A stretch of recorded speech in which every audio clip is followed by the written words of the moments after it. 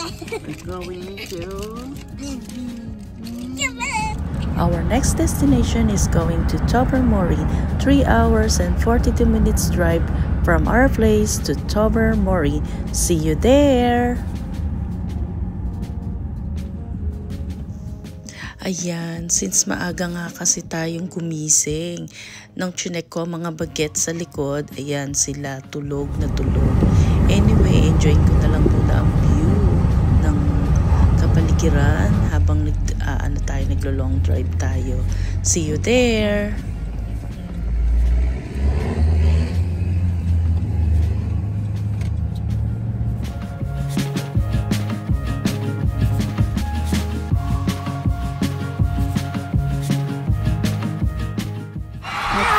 After 3.5 hours, dahil sa stop namin, eto, nakarating na nga tayo at dito kami nag-check-in. Yan na. Eto, dumating na kami dito ngayon. Kararating lang namin. Ayan. Wini-welcome namin ang aming sarili dito sa campground. So, since mataas ang energy level ko, sige, magpakuha tayo ng picture. Picture there, here, everywhere. So, ang sabi sa amin, Happy Camper! Yay! Ayan, si Gabriel. Ewan ko kung ano ginagawa ng lalaro. At yun na nga, nakahuli ng palaka. Ng frog. Ayan, sige. Karirin mo yan. Huwag mo ilapit sa akin dyan. Dahil, ewan ko kung ano magagawa ko sa yung bata ka. Pakawalan mo na! No, we're even now. O, diba? Bata pa lang. Nakakatakot. Talagang gusto niyang ibigay sa akin. Talaga tong batang to.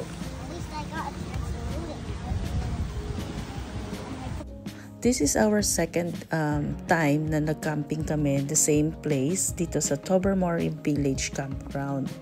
So, talagang highly recommended sa mga may mga anak, family, dahil talagang napaka-safe at napakalinis. Ito, dito kami nag-check-in for 3 days at iikutin natin ang buong campground habang nag-aantay tayo ng time for our check-in. Ito, ganito mga itsura ng mga cabin nila, diba? So, highly recommended ko talaga. Children's playground. Dahil time na para sa pag-check-in namin, ito mga gamit namin na isi-set up.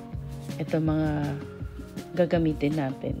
So, mga time na to, inaisip namin kung saan maganda itayo ang i-set up natin ang tent. Kasi, since malapit nga tayo sa splash pad, ano pang inaantay nyo? Tara na! Tara, let's! Umpisahan na yan. I-set up na natin ang tent.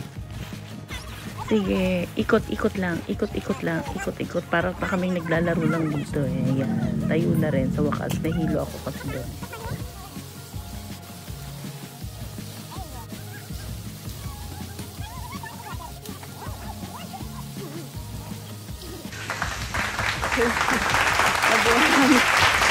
Kailangan talaga ng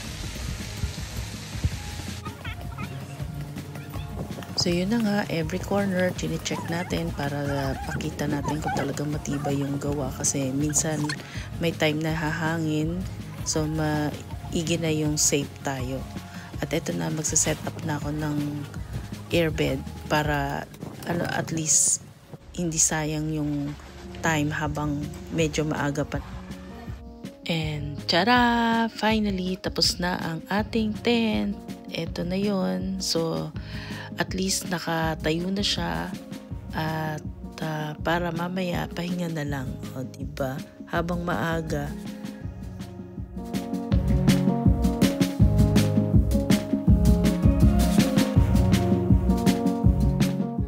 Since maaga-aga pa naman ng konti, lutuin muna natin itong soup na to para at least mamaya kung may magutom man meron na tayong kakainin.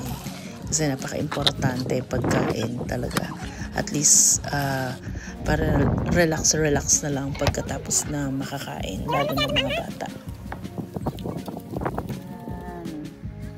Makain kami ng noodles. Oh. wala nang ibang pagkain. Uwi na tao. Nagligpit na. On our first day, eto na nga ang ginawa ng boys. Talagang they having fun.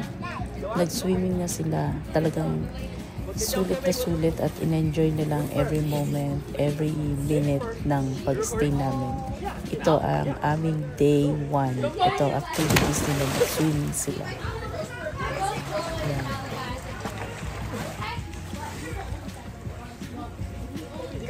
Oh yeah! Oh, cannonball! Cannonball! Oh my goodness!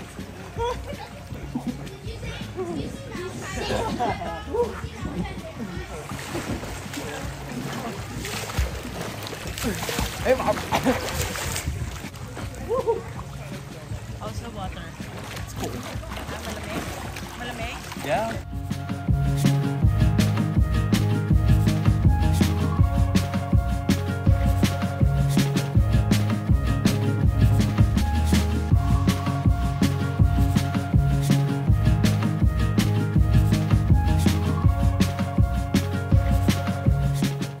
So, eto na nga, naayos na natin ang tent natin. Ito yung setup ng aming airbed. 3 queen ang kasya dito.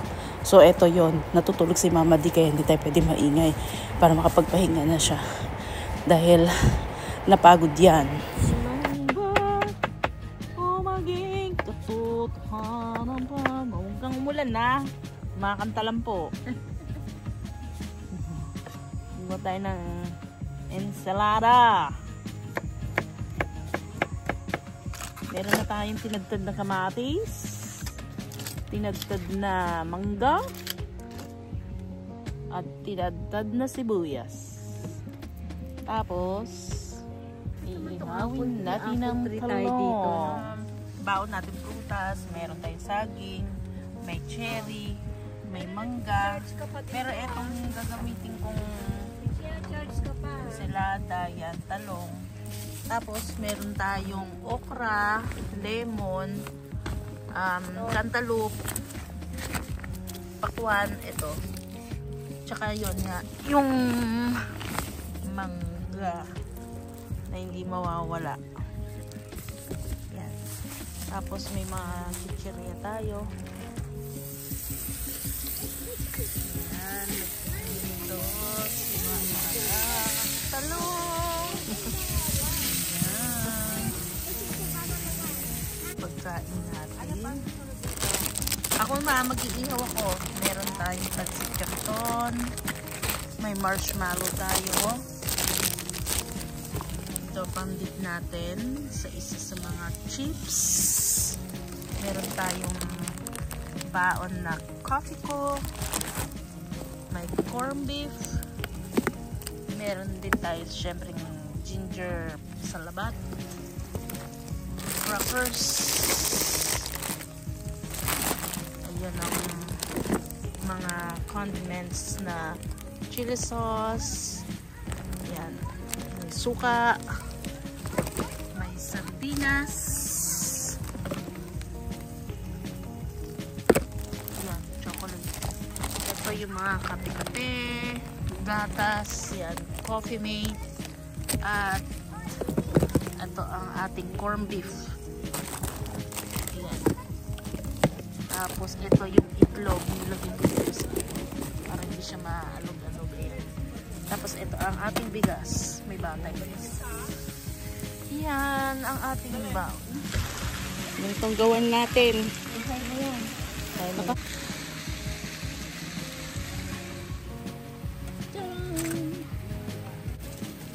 Bali, itong ginagawa natin pang ensalada. Pero nagprito na ng talong si Mama. Yun. Serving natin si Madam Dolarayda. Ayan. Happy ka naman po ba? Happy. Ano po masasabi ninyo? The first time yung nag-camping dito sa Canada pa. Ano to? Parang very high-end camping. My first time, hindi ako na disappoint, and I was like surprised that it can be this It is not that so hard, except for the setting up of the tent and everything. But it's really nice. Wow. Titingnan natin ang shower room nila kung pasado kay Madam. Right, the brush lang. Siguro naman malinis kasi yung washroom nila malinis naman. Okay naman, diba? Well maintained naman.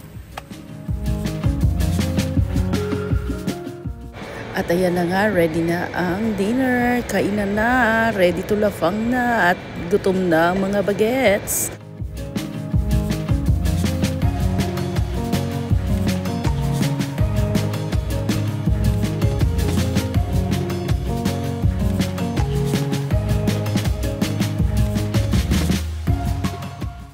At dito, nag-set up na tayo para sa mag-bonfire tayo at mag-roast ng marshmallow para sa mga bagets.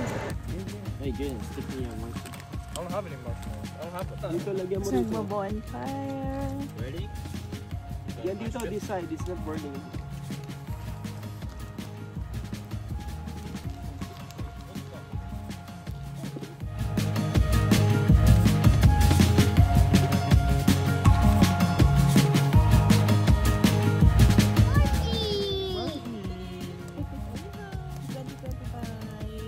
With my mom.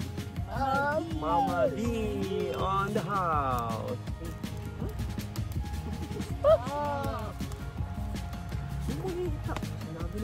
Hindi ko nga makita kung luto na to o hindi. Mapaburn na. Maglabas ka ng Wala tayong alak po. Ang bilis ng araw, gabi na. Good night na, see you tomorrow.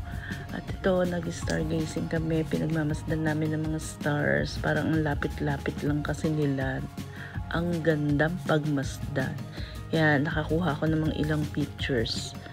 Good night, see you tomorrow for our next adventure dito sa Bruce Peninsula, Tobermory. See you tomorrow.